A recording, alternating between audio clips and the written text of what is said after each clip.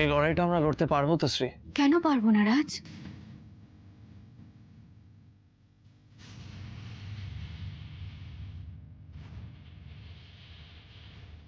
আমরা সবাই একসাথে এই লড়াইটা লড়বো। রাজ, আমি কোনোদিনও হারতে শিখিনি। আজ তুমি আমাকে হারিয়ে দেবে বলো তো? এত সহজে হেরে যাবো আমি? তাছাড়া রাজ, মাকে এত বড় মুখ করে কথা দিয়ে এলাম যে 3 মাসের মধ্যে সবটা প্রমাণ করে দেখাবো। আর এই কোম্পানিকে বড় করার স্বপ্ন তো তোমার সঙ্গে আমিও দেখেছি রাজ। আর এখন প্ল্যানিং করার সময় তুমি এই কথা বলছো? না না শ্রী, তোমার সম্মান আমি কিছুতেই হারাতে দেবো না। এই না হলে আমার রাজের মতো কথা।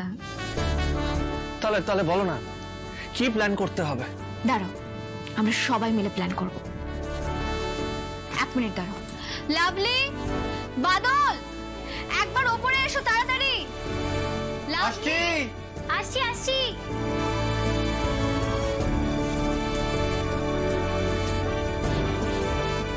কি হয়েছে দিদি? আমি তোমাদের সবাইকে একটা প্রশ্ন করছি, কিছু কথা জানতে চাইছি তোমাদের থেকে। আচ্ছা লাভলি, আজ শুধুমাত্র একটা অ্যাম্বুলেন্স দেরিতে আসার কারণে তোমার মা মারা গেছিল।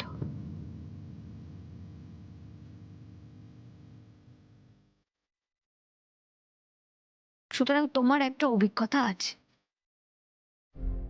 ঠিক এভাবেই অ্যাম্বুলেন্স দেরিতে আসার কারণে কার কি অভিজ্ঞতা আছে, কি হতে পারে না হতে পারে, পুরোটা গুছিয়ে আমাকে জানতে হবে।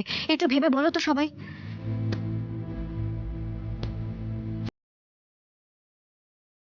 ওদি, এখানে আমরা বলতে তো 4 জন, তাহলে পুরোটা পাড়ার মোড়ে গিয়ে জানতে হবে।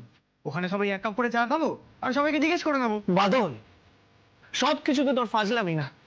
আমরা একটা সিরিয়াস কাজ করতে চলেছি, প্লিজ একটু সিরিয়াস হও। আমি বলছি কি দাদা, এটাকে নিয়ে একটা রিল বানিয়ে ছাড়ি?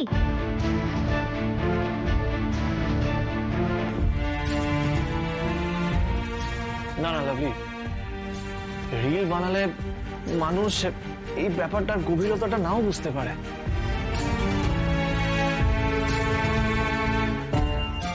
কিন্তু তাহলে উপায় কি?